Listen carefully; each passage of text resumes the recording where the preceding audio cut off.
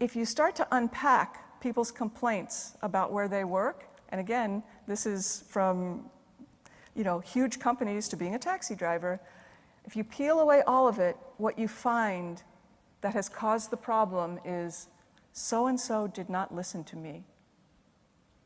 So-and-so did not apologize to me.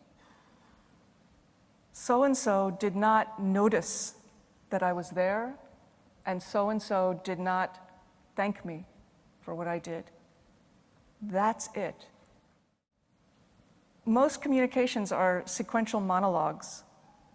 I make my talk, you make your talk, and so on. But the space between us, a third thing enters every communication, that is us.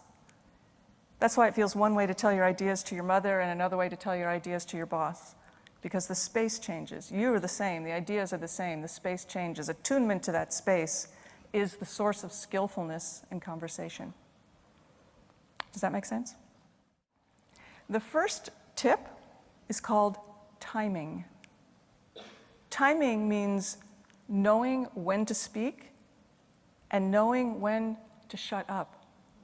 This is a highly underrated skill. Allowing the space.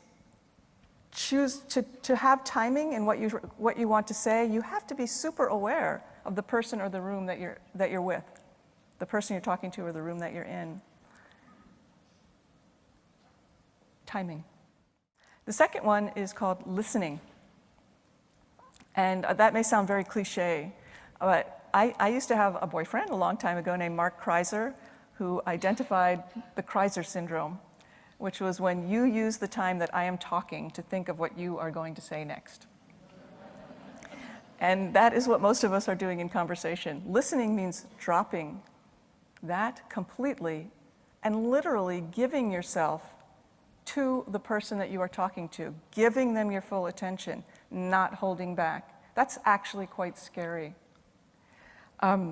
Listening is very brave, okay? My favorite definition of listening is to cease thinking what your thoughts and to start thinking my thoughts, because that's what you have to do to listen. The third is crazy. It's called agendalessness.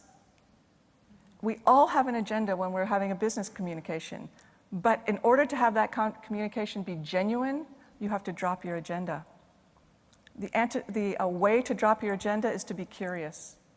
Thinking about them, give them what they need, you suddenly take the seat of power in whatever communication you're in. So between these things, timing, listening, agendalessness, and confidence, you will rouse this quality, the single quality that will get people to listen to you. And in our world, getting heard is getting everything. And it is called genuineness.